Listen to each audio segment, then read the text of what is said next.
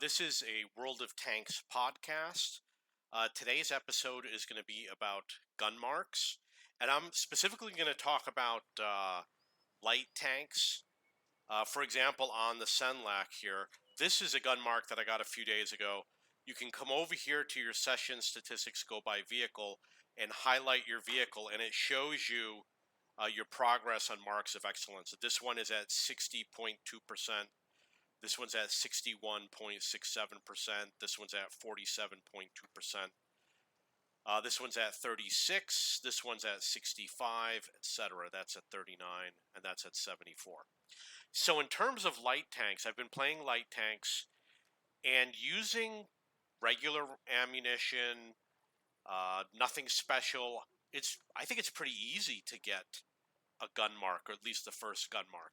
They tend to go up about 2% per game, which I'm going to guess means that I'm going to do it like in 50 games or something like that. I'm really not sure. Because what happens is it takes 1% of your data per game and it adds it to a running total.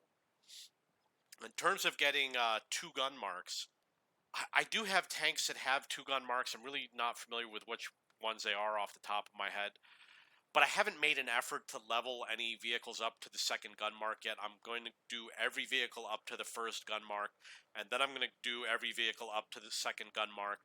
At some point, you're probably going to have to fire premium rounds, gold rounds, etc. And you're probably going to want to do it with the best guns on your vehicle. Like your stock gun might not cut it. In this case, it might not make a difference because the penetration is similar for both guns. But for most vehicles, you're going to want to make sure you upgrade it. There's people that free EXP. I don't do it very often. Most of my free EXP went to my crew. Okay, so about gun marks, I do believe the first gun mark is pretty easy. There is a mod that shows you your progress. I decided not to use it. The reason why is because it's good for like a month or two, and then whenever they do a new update, you have to reinstall it. And I did try it, and it's okay, but I really think, without using it, I am still able to get it, especially considering now we have this convenient stats over here where you can do by vehicle.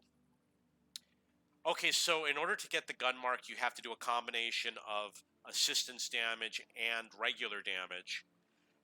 The regular damage is you get the full amount, but with the assistance damage, you either get tracking or spotting, but not both. So if you do half and half, you don't get the full total. Someone gave a tip. He said, if you're playing your game and you happen to get a lot of tracking damage, continue working on tracking damage. And if you happen to get a lot of spotting damage, continue working on spotting damage. And that was a trick that he had used to get his marks of excellence. The other tip I would use is definitely switch to premium rounds at some point and use directives. I bought all of my directives at a discount in the store, and I used something to improve, in this case, damage. Obviously, you can use others. And the other thing that I did, which you can also do, is you want to equip your vehicle for skills that earn experience. I'm going to give you an example. Jack of all trades does not earn you experience. However, recon does. With recon, you're going to passively earn more experience just by playing the game. You're going to get a little additional view range. But with camo, you don't gain additional experience because you have camo. You indirectly do because you're less visible, but you don't directly do it. So one way to do it is go through all your skills and find anything like BIA or recon, anything.